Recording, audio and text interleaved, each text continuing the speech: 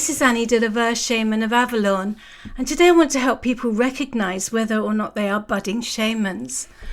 I felt compelled to talk about this because I've realised there's not much out there to help the person on their way to becoming a shaman, to even know if they're on the right path or just going crazy.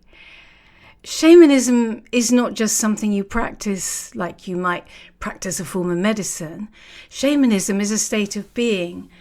And so there are some people that are born to be shamans. It's just who they are. Not that they don't need any training to become great shamans. They do.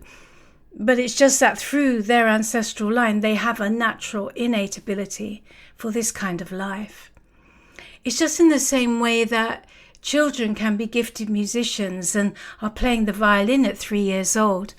It's as if they were born to play the violin, but they still need to go to music college to learn the language that music is written in and to be taught some industry standards so they can make their way in the world as a professional musician. Of course, it's the same for any profession, such as if you want to be a lawyer, you need to go to law school.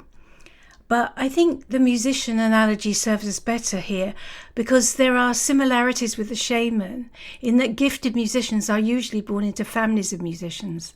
Their DNA is their springboard, and it gives them a natural advantage to take to their vocation like a duck to water. So just like the budding musician needs to be schooled, the budding shaman needs to be taught ways of empowering his or her innate abilities safely and in line with the protocols. These protocols were agreed between our ancestors and those gatekeepers of the portals to the other worlds at a time long before anyone can remember. In some indigenous tribes, even today, the potential shaman is recognized from birth through a number of signs and characteristics that are largely informed by which family they're born into. But sadly, the embryonic shaman is not recognized in the West, where all knowledge of shamanism has been driven underground for about 1500 years.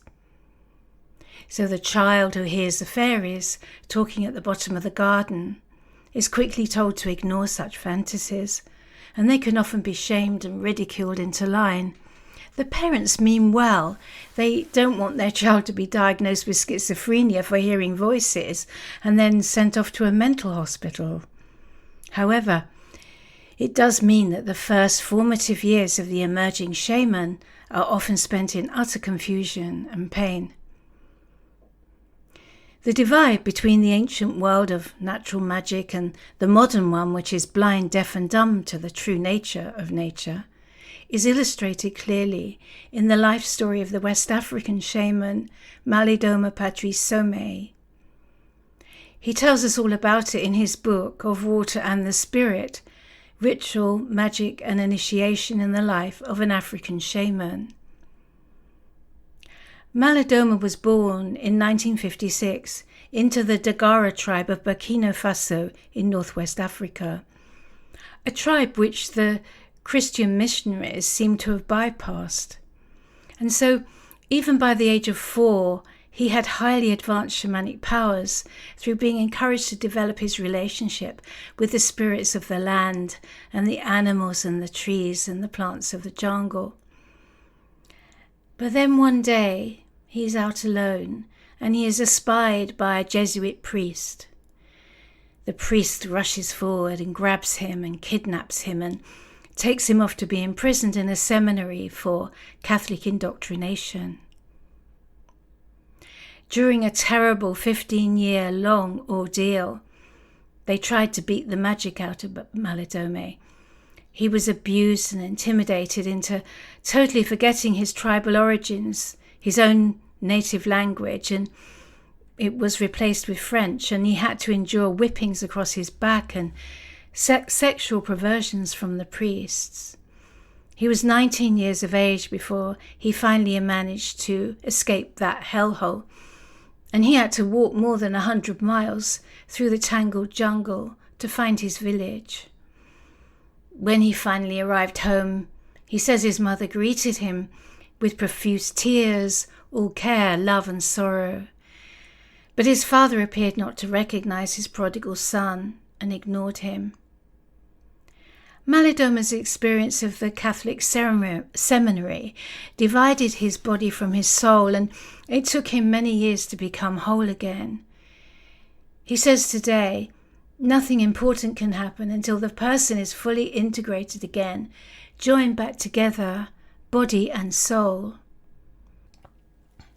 For most of us, though born in the West, they don't have to send the Jesuits to kidnap us to steal our power and separate our body from our soul in our conscious awareness. We are already born into the nest of the vampires of the Vatican. You might think that's a bit of a strong term, vampires of the Vatican, but the nature of this 3D material existence, instituted by the narratives of the Romans and continued today by the Club of Rome, is essentially vampiric energy-wise, until we learn to become whole again, body and soul, and to stand tall in our own clean power. So one of the first signs you're destined to be a shaman is what I'm going to call commotion in the nest. It's a bit like when the cuckoo lays its eggs in another bird's nest, which it invariably does because for some reason cuckoos don't build their own nests. Cuckoos' eggs are much bigger than the eggs laid by, say, the sparrow hen mother, and so when the baby cuckoo is hatched, it towers over all the sparrows in the nest, even the parent birds. This is a metaphor for how the shaman is born into a family in the West. All the other birds in the nest of the West don't consciously know what the problem is with a strange bird. They just know it's a bit odd and out of place, and just like with any foreign body, the immune system of the nest of the West wants to reject and eject it. The baby cuckoo is much too big in the eyes of its siblings. The baby sparrows instinctively feel a threat to their own existence. They worry that the baby cuckoo is so large it could take up all the food. So then it's just a question of what are they going to do about the existential problem of the big bird? And the solution usually arrived at is to try to cut it down to size psychologically, to use different stratagems to steal its power and then justifying it afterwards by claiming the baby cuckoo somehow owes them for being so mean or evil or ugly. When the parents in the West recognize that power in one of their young, it is usually just on the subconscious level. Their conscious minds more often than not know nothing about shamanism, and so they may choose one or two tactics. Either they will try to work out a way for the family to profit from having such an obviously gifted individual in their midst, or, like Malidoma's Jesuits, they may try to bash it out of them, to try to keep them down and in line with the other siblings.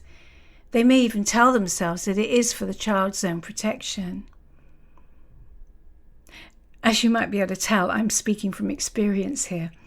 My mother did both. She encouraged my writing because she could tell that I had the gift, and who knows where that might lead. But at the same time, she would use the edge of her tongue to keep me in line in case I thought I was better than the others. She had been knocked down in her confidence by her own mother, in the same way and for the same reasons. I inherit my shamanic abilities from my mother, who had no idea that she had them. Although as she aged and her dementia advanced, the walls of her conscious mind dissolved enough to reveal brilliant psychic and poetic powers, which everyone else in the family teased her about to bring her down a peg to try to keep her in line. I didn't know because by then I was at the beginning of my training in shamanism, and so I could recognize what actually was going on, and it was really actually quite beautiful to see it. To see my mother as her shamanic self. So the shaman in training has to first confront this Hammer horror movie, the realization that they've been born into a castle in Transylvania. The only survival strategy they learn, from example, is to throw out energetic streamers and suckers to feed on others. Everyone they know is some kind of succubus, even their own parents. So this is the first challenge. If they are to successfully fly the nest, they have to work out how to transcend the vampiric realm in order to be able to own and stand in their own power. The word Transylvania means transcending beyond the forest, and Dracula means dragon. So that's why our ancestors left those metaphorical folk tales, which were made into horror movies. At their deepest levels, beyond all the blood and gore, they are about the dragon challenge for those shamans born in the nest of the West.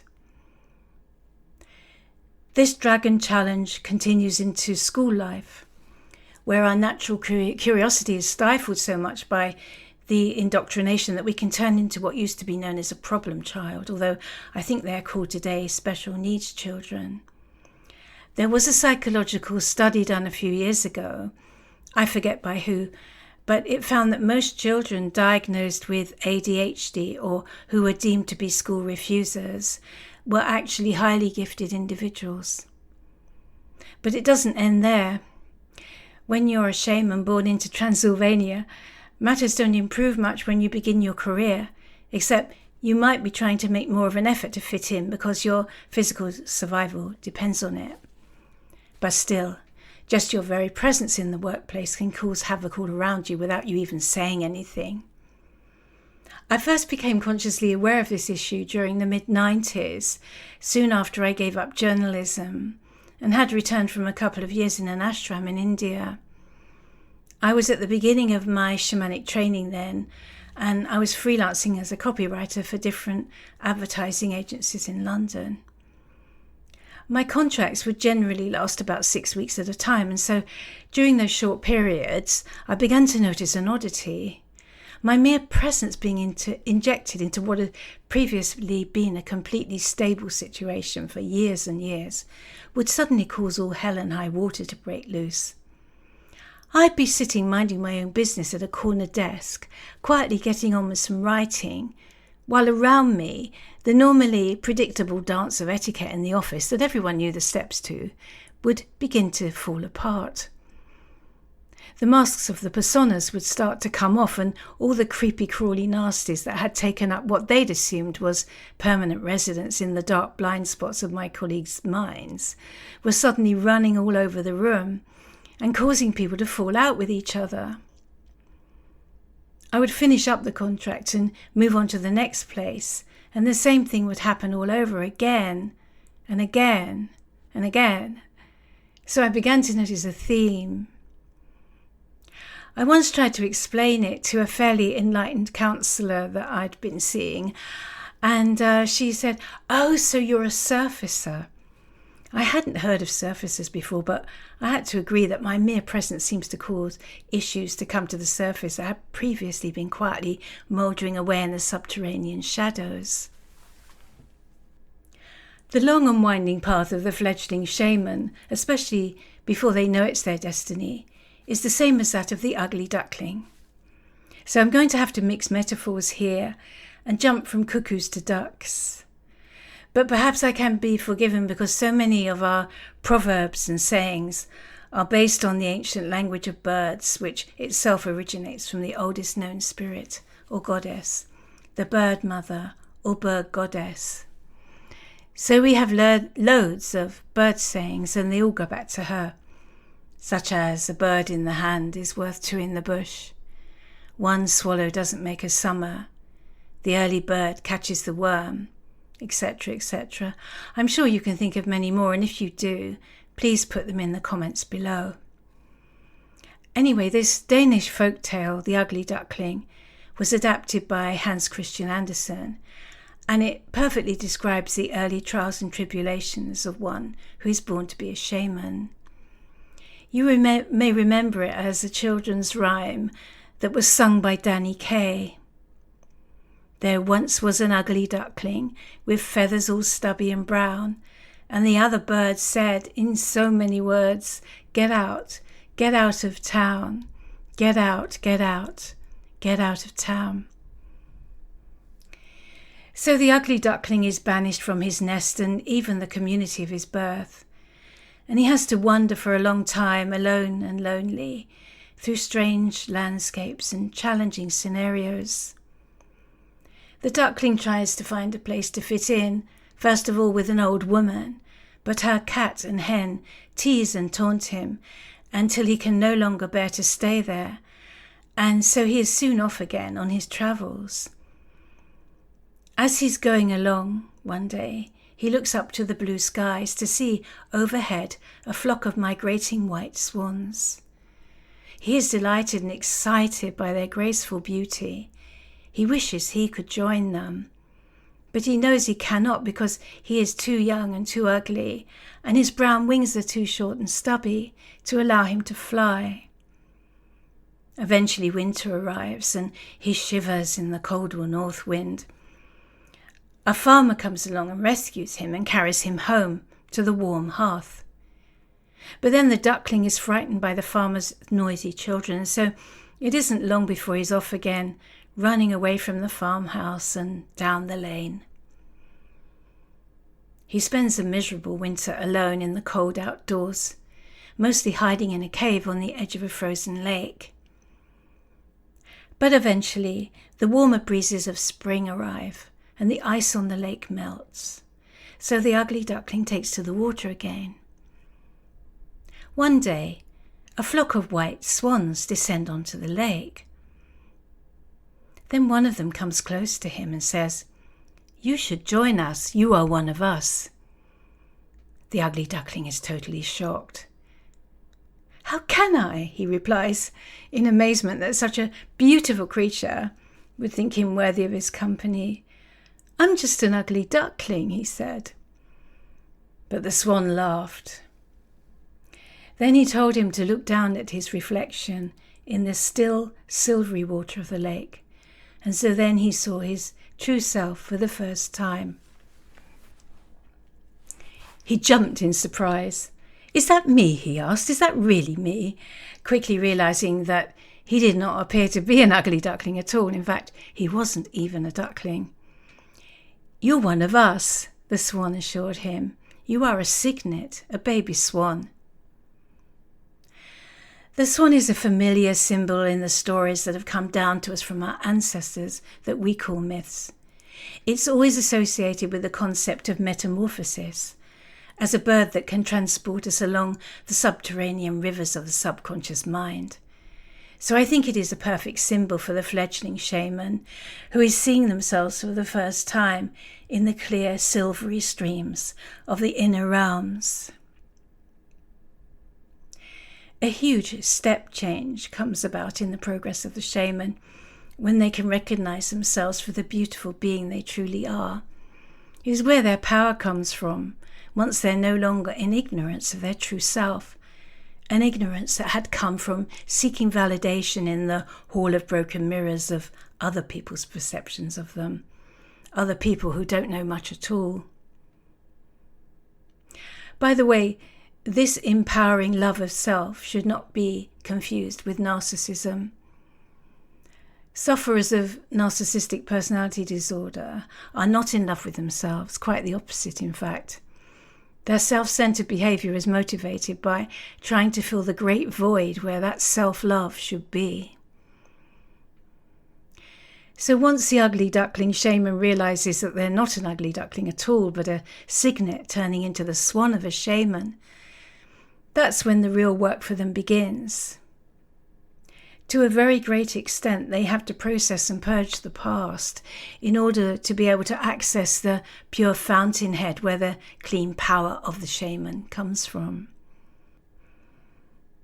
Part of that process is to reclaim all the power that was stolen from them in the nest, the schoolyard, and the workplace, and from those they were in toxic relationships with, perhaps in a love affair or a marriage. To that end, there's a technique called power management that I teach to shamans. So this might be what you're looking for if you've got a few years of shamanic practice under your belt and want to benefit from reclaiming your power from those who have stolen it from you and from those you unwittingly gave it away to over the course of this lifetime. It is very intense work, but it is immensely effective in clearing your energy fields and thus turbocharging your path forwards. But just a word of warning. Don't do power management until you've let go of the need to be liked by everyone. The net result can render you unpopular with those who are not expecting or wanting the power differential between you to change. There are all sorts of unwritten contracts between vampires, and refusing to offer up the jugular often finds you in breach of one of them. Even not taking someone's power when it's being volunteered to you can cause the offerer to feel hurt or confused by your behaviour, although they don't know why. They only know that this coping mechanism has always worked in the past for them, so they don't understand why it's not working on you now. They don't realise that the issue between you is about power. They just know they feel uncomfortable around you, and so they might decide they don't like you for some other spurious reason, like your nose is too big or your voice is too loud. And then you might not see so much of them in the future. But at least that's one problem solved for you. If that sounds a bit ruthless, I must admit over the years I have become more and more ruthless when dealing with those who seek to disempower me, whether they realise that's what they're doing or not. Even if you're not a shaman, there are various techniques and exercises which you can use to replenish your own power reserves without having to resort to plundering the power of others. And so I teach these techniques too. But the matter of power, who owns it, who keeps it, who's giving it away, is key to shamanic healing, because the source of most disease is lack of power. And so in teaching people how to reclaim their power, they become potentized again very quickly, and then they are on their way.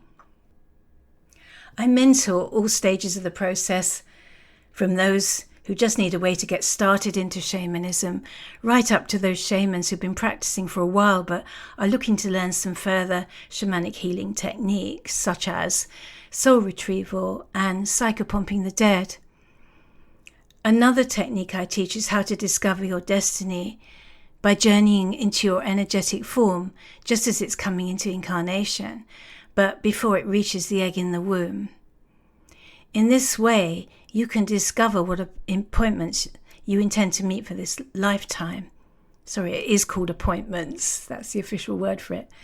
But it is the power management work that is the most fascinating for me because it gets such stunning results and so quickly. So I hope this video manages to answer some questions you may have had if you're on the shamanic path or are wondering if this is the way forward for you. If you'd like to pursue it further, I hold customised one-to-one training sessions here in Glastonbury, Somerset in England. For a free consultation with me, just get in touch.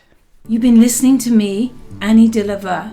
All my books are on Amazon, and if you'd like to support my work, I'm on Patreon as Shaman of Avalon.